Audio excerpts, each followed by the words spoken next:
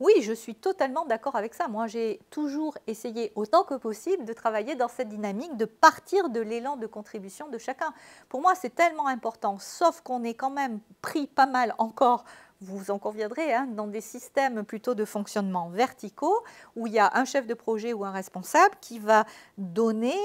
un ordre à l'autre et lui demander d'exécuter telle tâche ou telle tâche. Mais en fait, je veux dire, partir de l'élan de contribution de chacun dans la dynamique de projet ou par rapport à l'objectif commun et ramener cette notion aussi de commun. On avance ensemble par rapport à un projet commun, on avance ensemble par rapport à un objectif commun, on avance ensemble par rapport. Et du coup, j'aime bien remettre cette notion de commun et d'objectif commun et de dire, OK, dans cet objectif commun qui est le nôtre, OK, qu'on a soit choisi quand ce sont des gens qui se retrouvent pour organiser, je ne sais pas moi, un événement, un spectacle, pour mettre en place un collectif de vie,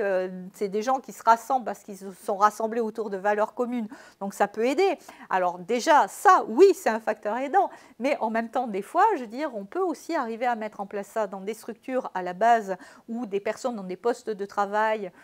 qui arrivent dans des entreprises, dans des institutions, et où même si au départ il y a un fonctionnement plutôt vertical parce que vous êtes habitué à avoir tel poste, on peut aller petit à petit, dans déjà prendre en compte de l'importance de chaque poste, d'en remettre aussi, là encore, le sens commun par rapport à l'objectif, à la vision, à ce qu'on veut mettre en place comme projet, etc. Donc rappeler que chacun contribue à la dynamique de projet, à la dynamique d'objectif, à la dynamique d'équipe, ok, et rappeler que chacun a sa place et que s'il y a un élément qui manque, eh bien c'est tout le projet qui en pâtit. Et du coup, on peut aussi, même quand il y a eu à la base des fonctionnements comme ça verticaux, on peut petit à petit voir et amener un peu de souplesse dans ces fonctionnements-là pour dire, ok, mais au bout du compte, comment là, si tu avais un peu plus de souplesse et de possibilités, comment toi t'aimerais contribuer